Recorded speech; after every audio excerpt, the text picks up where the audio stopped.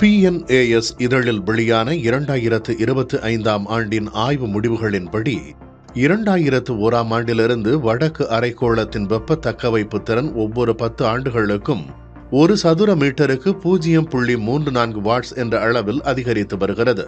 இது ஒரு சிறிய மாற்றமாக தோன்றினாலும் உலகளாவிய காலநிலையில் இது மாபெரும் தாக்கத்தை ஏற்படுத்தும் என தெரிகிறது.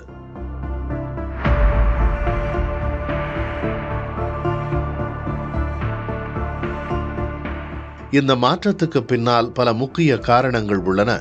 வடதுருவ பகுதிகளில் பனிப்பாறைகள் உருகுவதால் சூரிய ஒளியை பிரதிபலிக்கும் வெண்ணிறப்பரப்பு குறைந்து வெப்பத்தை உறிஞ்சும் கருமையான நிலப்பரப்பும் கடல் பரப்பும் அதிகரித்து வருகின்றன.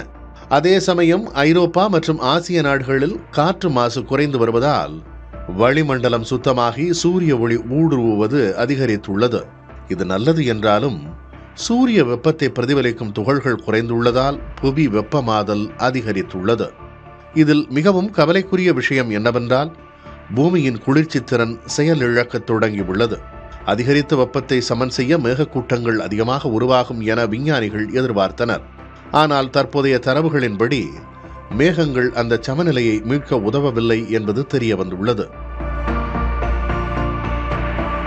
துருவங்களுக்கு இடையிலான வெப்ப இடைவெளி அதிகரித்தால் உலகெங்கிலும் மழைப்பொழிவு மாறும். மேலும் புயல்கள் உருவாகும் பாதையில் பெரும் மாற்றங்கள் ஏற்படும். பூமியின் தற்காப்பு அரண்கள் பலவீனமடைந்து வருவதையே இந்த ஆய்வு நமக்கு உணர்த்துகிறது. புதிய தலைமுறையின் காலநிலை அணிக்காக ஆசை.